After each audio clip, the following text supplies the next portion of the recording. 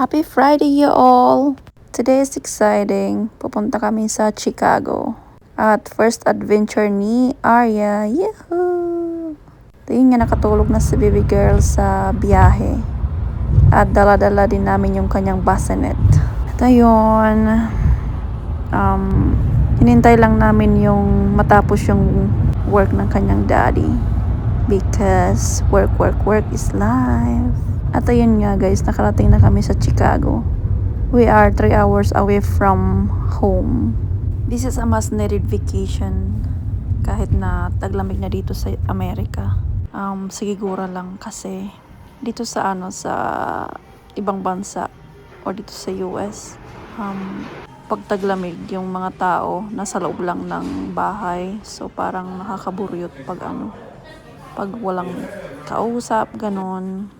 Kaya ako lang sa loob ng bahay at saka si baby girl. Si mister nasa yan siya. Nasa work every day. Wala siyang work every Saturday and Sunday. And dealing with postpartum, it's really hard. Kaya, ayun, magiliwaliw muna kami. Thankful din ako dyan kay Ross kasi very, very caring. Anyway guys, nakarating na kami dito sa aming room. Napag-iistihan ng 2 days. 1 day and 2 nights. At nandito lang kami ni baby girl sa bed, nagkaharutan. Hello, Arya!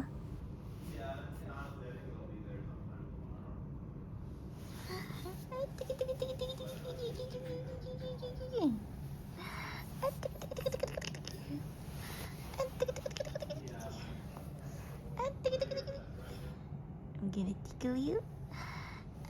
tickle you. Say hi. It's my 4th month in this earth. It's my 4th month.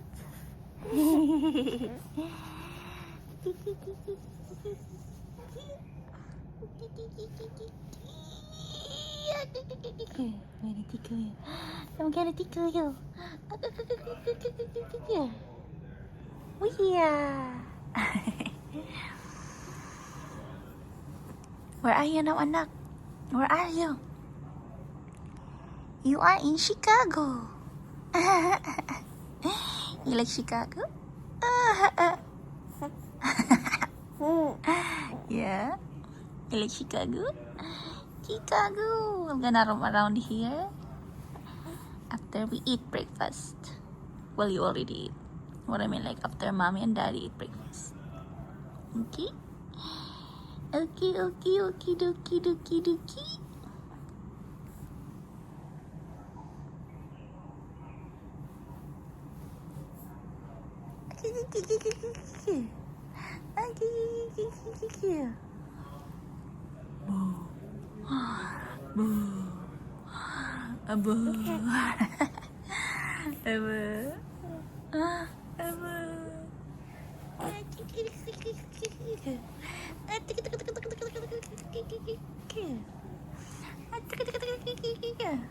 Say hi, Grandma. I wish you're here. No? Say hi, Grandma. I wish you're here.